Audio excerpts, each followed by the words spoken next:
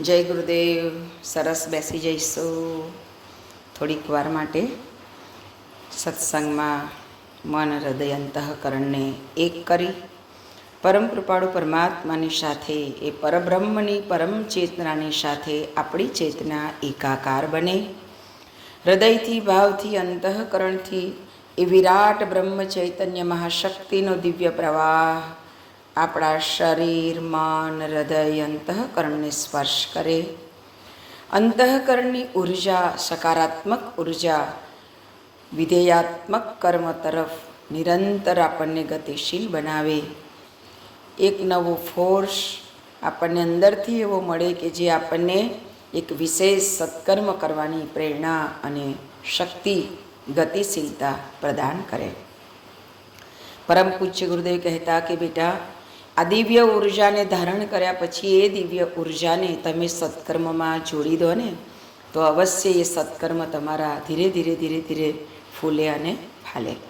આપણી ઉર્જા એવા જ દૈવી કાર્ય તરફ લાગી જાય એવી મંગલમય ભાવના સાથે જગતના સર્વજીવોનું કલ્યાણ થાઓ, એ ભાવ સાથે ગાયત્રી મહામંત્રનું સ્વસ્વર ઉચ્ચારણ કરીશું. ઓમ ભૂર્ભુવઃ સ્વાહા તત્સવિતુર્વરેણ્યં ભર્ગો દેવસ્ય ધીમહિ ધિયો યો નઃ પ્રચોદયાત.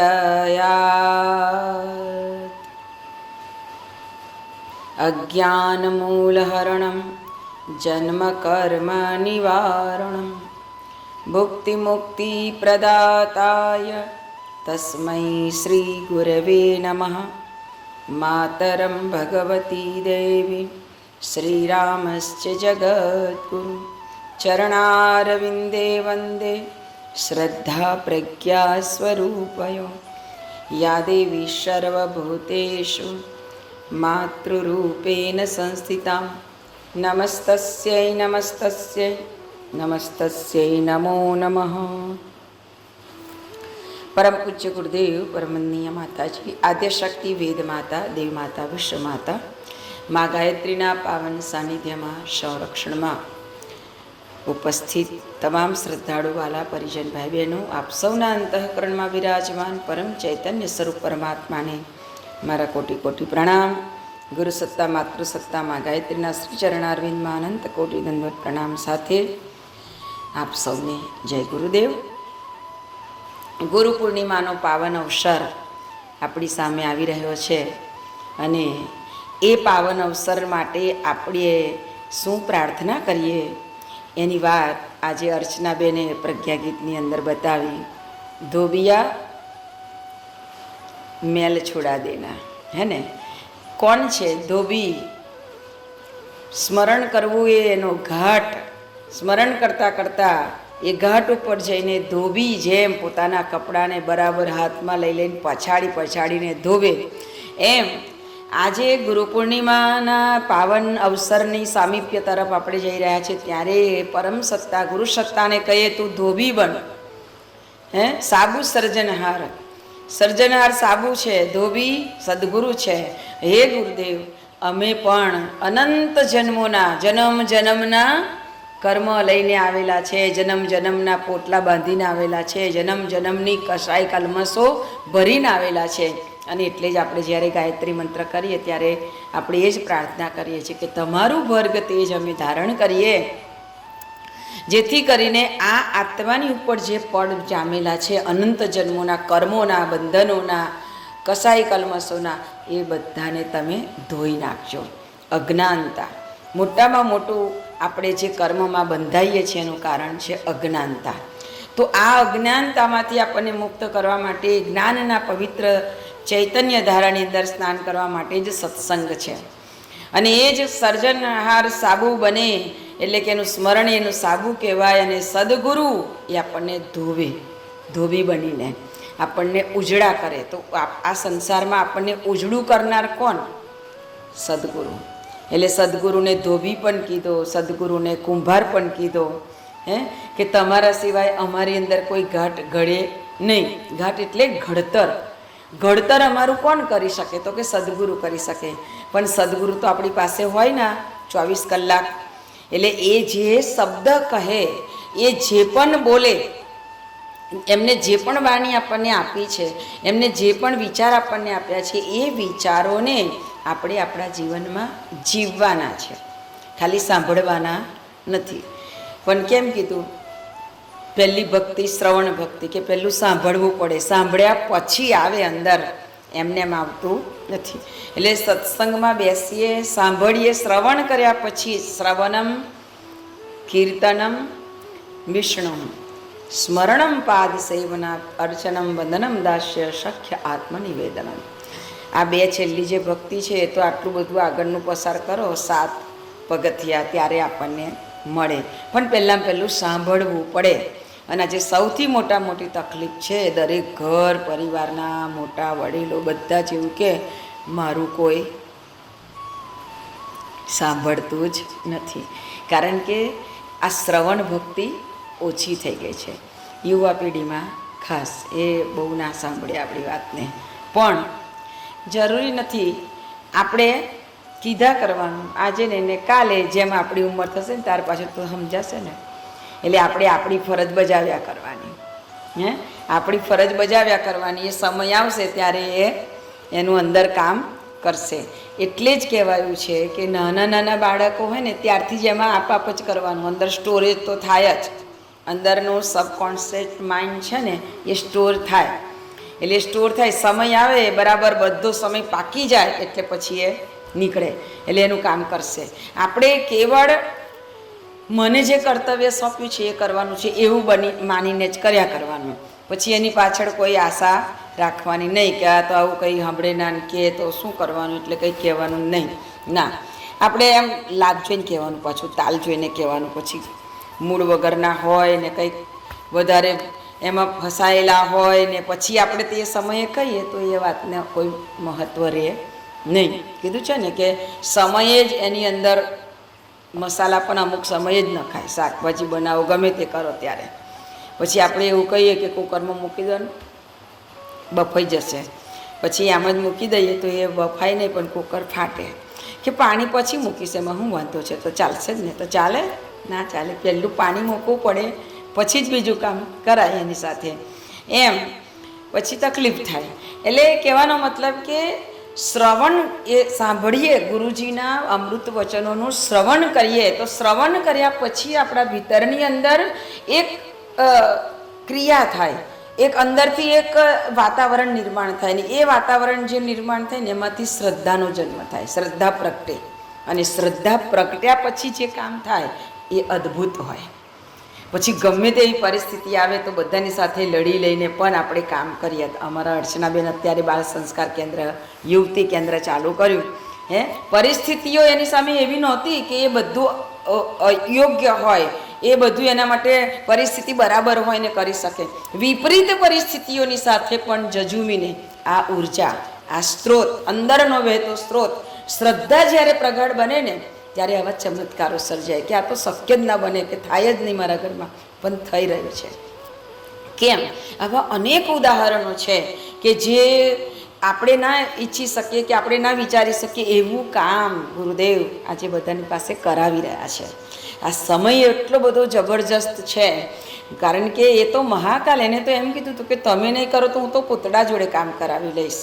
મતલબ કે જેની અંદર બિલકુલ એવું સામર્થ્ય જ નથી, એવી વ્યક્તિઓની પાસે હું કામ કરાવી લઈશ. અને ખરેખર અમે એવી વ્યક્તિઓને જોઈ છે કે જે આ શક્ય જ નથી કે આ વસ્તુ કરી શકે, પણ એવી વ્યક્તિઓએ એવા કામ કર્યા છે. તો આપણને ખરેખર એમ થાય કે હે ગુરુદેવ, અસંભવને સંભવ બનાવવાનું કામ આપણું છે, અશક્યને શક્ય કરવાનું કામ આપણું છે. બસ આપણે આપણા હૃદયની તત્પરતા બતાવવાની છે. હું તો એમ કહું, હવે જેટલા અહીંયા છે એટલા તો દોડીને કામ કરી શકે, ચાલીને અહીંથી ત્યાં જઈને કામ કરી શકે. પણ જે બહાર બેઠેલા છે, વિદેશમાં છે, કે જે લોકોની પાસે એવી કોઈ સગવડ નથી કે દરરોજ નીકળી પડે થેલો ઝોલો ભરવીને એને કામ કરી શકાય, પણ ત્યાં બેઠા બેઠા જે અઠવાડિયાના બી સત્સંગમાં આપણે જોડાઈએ છીએ ને, તો આજથી એક સંકલ્પ કરો ગુરુજીના ચરણોમાં કે હું દર સત્સંગમાં એક વ્યક્તિને જોડીશ. એક વ્યક્તિને જોડીશ, મારા ગુરુજીને ખરેખર બહુ આનંદ થશે અને ગુરુદેવ અઢળક તમારા ઉપર એની કૃપા વરસાવશે. કારણ કે જ્યારે ગુરુજી પોતાના આશ્રમની અંદર બધા શિષ્યોને બહુ સરસ બધું જ્ઞાન વિદ્યા અર્પણ કર્યું અને પછી ગુરુજીએ કીધું કે બેટા અહીંયા તમારું હવે બધું ભણવાનું, તમને જે શીખવાડવાની જે વિદ્યા આપવાની હતી તે પૂરી થાય છે. હવે તમે બધા 1 વર્ષ માટે યાત્રા માટે નીકળો અને 1 વર્ષ પછી પાછા આવજો. એવી રીતે બધાને મોકલી દીધા. આપણે જેવી રીતે ડૉક્ટરમાં ભણે તો ઇન્ટર્નશીપ આવે, ગમે તે કરો જેમાં ઇન્ટર્નશીપ આવે તો એ 3 મહિનાની હોય, 6 મહિનાની હોય, વર્ષની હોય. એવી રીતે ગુરુકુલની અંદર પણ આવી સિસ્ટમ છે કે 1 વર્ષ સુધી એમને મોકલવામાં આવે અને 1 વર્ષ ફરી અને પછી એમને પાછા ગુરુજીની પાસે આવવાનું અને એ આખા વર્ષમાં એમને શું અનુભવ કર્યો, શું થયું, એ બધું એમને પછી શેર કરવાનું. એમને ખબર પડે કે સંસાર કેવો છે, કેવી કેવી પરિસ્થિતિઓમાંથી લોકો ગુજરી રહ્યા છે અને આવી પરિસ્થિતિમાં આપણે એમને શું આપી શકીએ, આપણું જીવન કેટલું ઊંચું અને આ કેવા જીવી રહ્યા છે. એટલે આપણા જીવનની પણ મહત્વતા આપણને ખબર પડે. એટલે આ ગુરુજીએ બધાને મોકલ્યા અને જતાં જતાં બધાને એક ચપટી ડાંગર આપી કે લો લેતા જાઓ, આ એક મારું સંભારનું છે અને આવો ત્યારે મને પાછું આપજો. તો બધાને ચપટી ચપટી ડાંગર આપી અને બધાને વિદાય કર્યા, તિલક કર્યું અને આશીર્વાદ આપ્યા, જાઓ બેટા તમે જે ગુરુકુળમાં રહીને વિદ્યા પ્રાપ્ત કરી છે ને ખૂબ સારો પ્રચાર પ્રસાર કરો. તમે જે મેળવ્યું છે વિદ્યા, એ ધન, એનો તમે વિસ્તાર કરો, એને વહેંચો. એક જ ધન એવું છે કે જે વહેંચવાથી વધે, બાકી બીજું ધન બધું વાપરો એટલે પૂરું થઈ જાય, પણ વિદ્યા ધન જેટલું વાપરીએ એટલું વધે. એટલે આપણે અહીંયા સત્સંગમાં બેઠા હોય ને તો પછી આપણે એને પછી બીજા 10 જણ જોડે સત્સંગ કરી લેવાનો. અહીંયા જે પણ સત્સંગ થાય તે તો શું થશે, આપણને પણ એ વસ્તુ આપણી અંદર સ્ટોર થઈ જાય, આપણને એનો અહેસાસ અંદરથી એ વસ્તુ આપણી અંદર જીવનમાં ઉતરી જાય. એટલે બહુ જરૂરી છે. આ 10 ચપટી ડાંગર આપીને બધાને મોકલી દીધા, આશીર્વાદ આપ્યા અને બધા છૂટા છવાયા પોતપોતાના ક્ષેત્રમાં ગયા અને એ ક્ષેત્રની અંદર આજુબાજુના ગામોની અંદર ફરવા લાગ્યા. ઘણા લોકો, ઘણા શિષ્યો એવા હતા કે જે ગામમાં ગયા ને એટલે ગામના લોકો બહુ ખુશ થઈ ગયા. ઓહો હો હો, કેવો સરસ ભણીને આવ્યો, ગુરુકુલમાંથી આવ્યો, કેવું મોઢા ઉપર ચમક છે, એના એટલા બધા ગુણગાન ગાવા માંડ્યા એટલે આમ ફૂલાઈ જાય, અમે કેવા સરસ, કેટલું સરસ કરીને આવ્યા.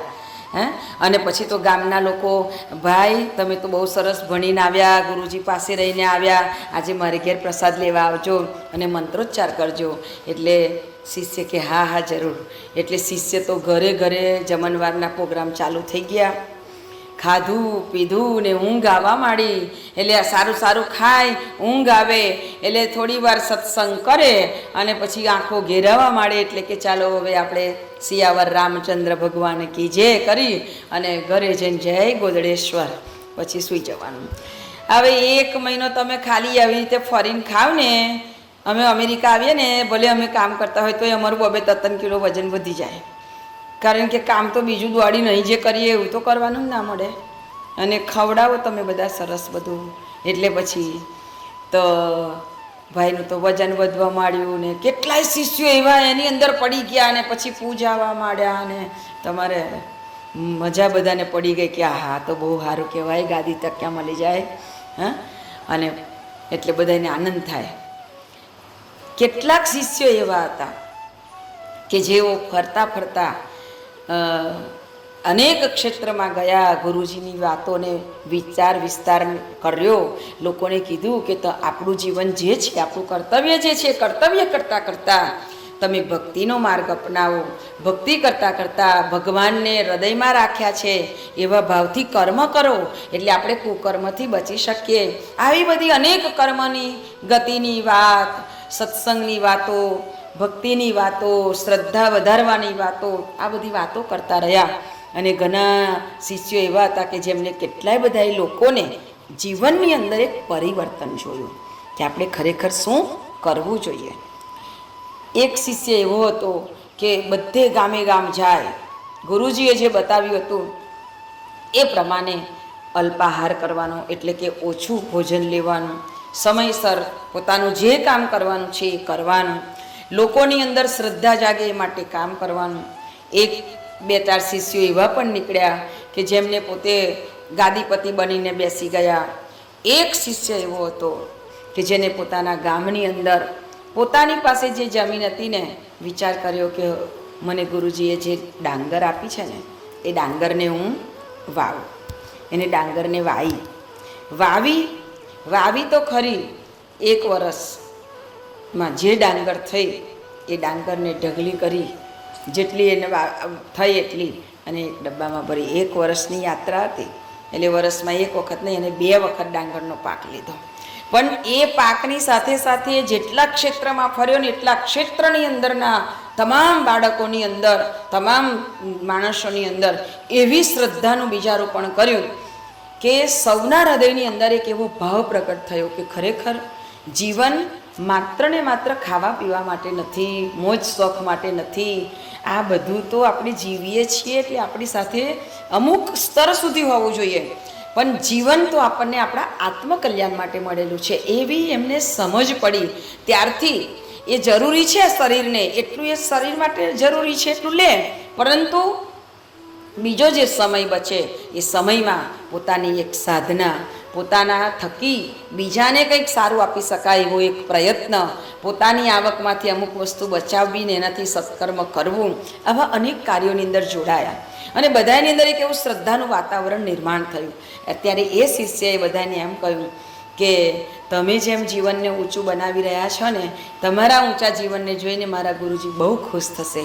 એટલે બધાએ એક દિવસ એમ કીધું કે અમને તમારા ગુરુજી પાસે લઈ જાઓ ને, અમને તમારા ગુરુના દર્શન કરાવો ને, કે તમારી અંદર આટલી બધી કેવી શક્તિ ભરી દીધી. ત્યારે એ દીકરાએ એમ કીધું, એ શિષ્યએ, કે હું જરૂર તમને લઈ જઈશ. ગુરુ પૂર્ણિમાના દિવસે મારા ગુરુદેવ પાસે હું તમને લઈ જઈશ. 1 વર્ષ પૂરું થવા દો. ગુરુ પૂર્ણિમાનો દિવસ નજીક આવે છે અને 1 વર્ષ પૂરું થાય છે. એટલે બધા જ શિષ્યો જે ક્ષેત્રની અંદર હતા એ બધા જ શિષ્યો ગુરુજી આપેલી જે ડાંગર હતી ને એ સાચવીને મૂકેલી તે પોટલી પાછી પોતાના પેલા ખેસ ઉપર બાંધી અને બધાય આશ્રમ તરફ ગતિમાન થયા. બધાય ચાલવા માંડ્યા. ધીરે ધીરે ધીરે કરતા 1, 2, 4, 6, 10 એમ કરીને બધા શિષ્યો આવવા માંડ્યા. જે શિષ્યએ બધાને કીધું હતું કે ગુરુ પૂર્ણિમા આવવા દો, હું મારા ગુરુજીના દર્શન કરાવીશ, એ શિષ્યની પાછળ 500 માણસોનો સંઘ હતો. અને એ ચાલતો ચાલતો સાંજ પડીને ત્યારે એ પહોંચી રહ્યો આશ્રમે.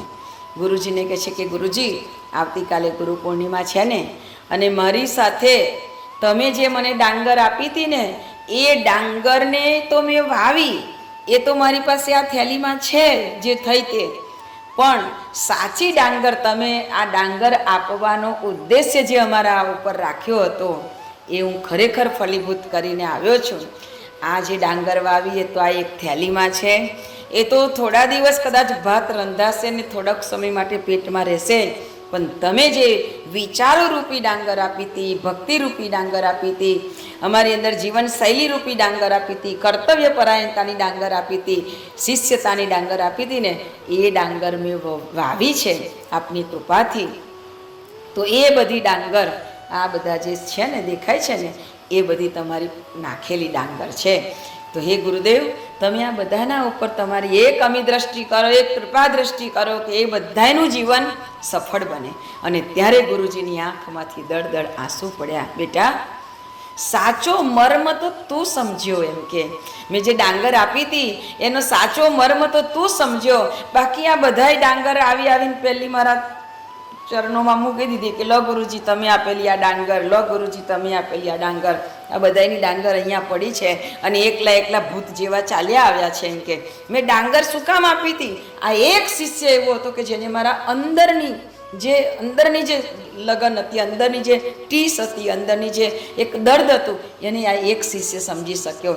અને એ આજે ખરેખર એ ગુરુના શિષ્ય તરીકે, સાચા શિષ્ય તરીકે આજે એને કામ કર્યું છે. અને હું આજ પછી આ ગાદી ઉપર હું આ શિષ્યને બેસાડું છું. એ શિષ્ય આગળનું સંચાલન કરશે.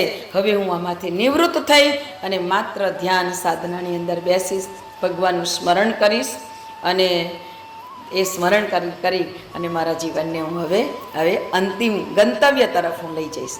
બધા જ શિષ્યોની આંખમાં આંસુ આવ્યા. કે આપણે આટલો સમય ગુરુજી પાસે રહ્યા તો પણ આપણે ગુરુજીને ન સમજી શક્યા, અને હવે કેવળ પસ્તાવા સિવાય આપણી પાસે કશું ના રહ્યું.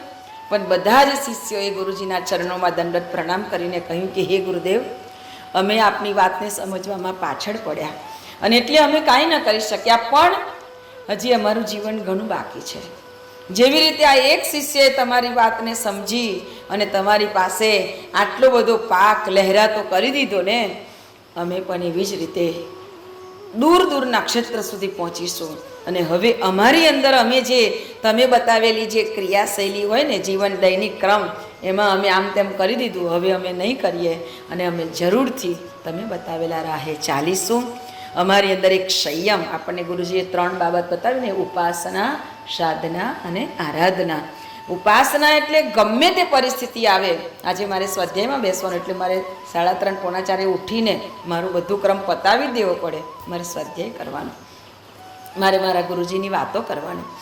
એક ભાવ જ્યારે અંતર જાગી જાય ને ત્યારે આપણને કશું જ કાંઈ નડતું નથી અને એ આપોઆપ બધું સેટ થઈ જાય. બધાએ એમ હૃદયથી સ્વીકાર્યું કે અમે આમાં પાછા નહીં પડીએ અને અમે જરૂરથી આગળ વધીશું અને તમારું કાર્ય અમે સફળ કરીશું. પરમ પૂજ્ય ગુરુદેવે આ વાત કહેતા કહેતા પોતાના હૃદયથી એમ કહ્યું કે બેટા, જેવી રીતે એક શિષ્ય એના ગુરુને પ્રિય બન્યો ને, એવી રીતે તમે બધા જ મારા બાળકો મને પ્રિય બનો.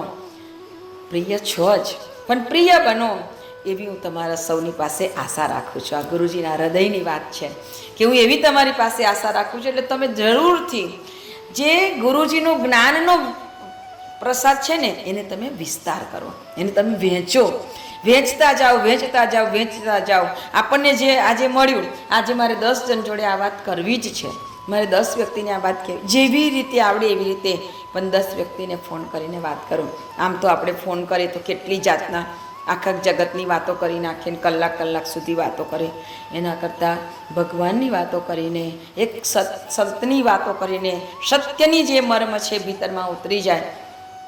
બધા જ શિષ્યોએ આ સ્વીકાર્યું. એમ આપણે પણ આજે ગુરુ પૂર્ણિમા નજીક આવી રહી છે ને, ત્યારે ગુરુજીને હૃદયથી દિલથી યાદ કરીને કહીએ કે હે ગુરુદેવ, ખરેખર અમે જે અમારા કામમાં ડૂબી જઈએ છીએ ને ભૂલી જઈએ છીએ ને કે આજે મારે 5 જણને ફોન કર્યા હોત તો 1 જ જણ જોડાતું, તો હવે હું એ ખાતા પહેલાં યાદ કરીશ કે મારે ફોન કરવાનો છે.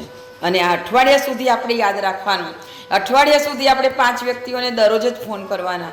તો અવશ્ય આપણા થકી કોઈ એક વ્યક્તિ પણ જોડાશે ને, તો ખરેખર ગુરુજી કહેતા કે મને કોઈ લાખ રૂપિયા આપે અને કોઈ એક વ્યક્તિને મારી સાથે જોડે ને, તો મને એ વ્યક્તિ વધારે પ્રિય હશે.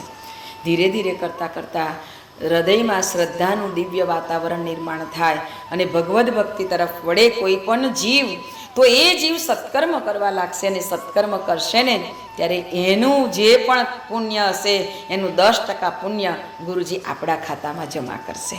એટલે જરૂર આપણે આવો ખોટનો ધંધો નથી કરવો, આપણે નફાવાળો જ ધંધો કરવાનો હે ને, અને નફો મેળવતા જઈને જ કાર્ય કરવાનું. એવું જ આપણું જીવન સુંદર, સરસ, દિવ્ય બને.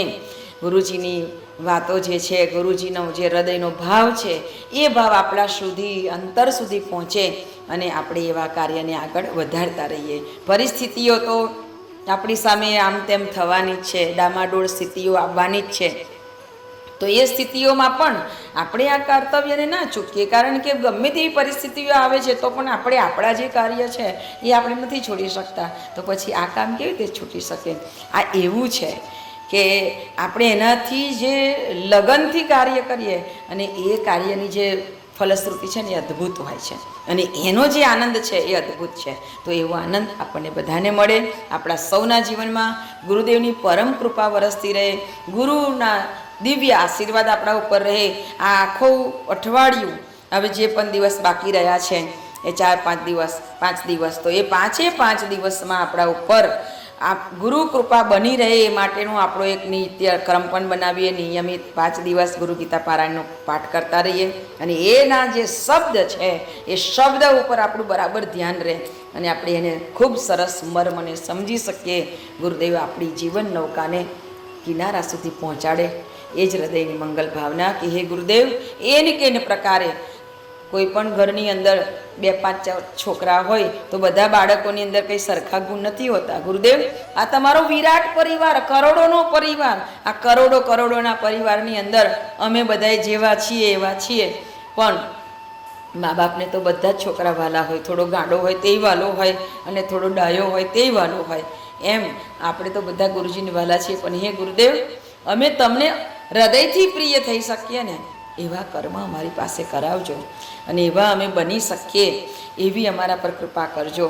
એવી જ હૃદયની મંગલ પ્રાર્થના સાથે આજના વાણી પુષ્પને ગુરુચરણમાં અર્પણ કરીએ છીએ.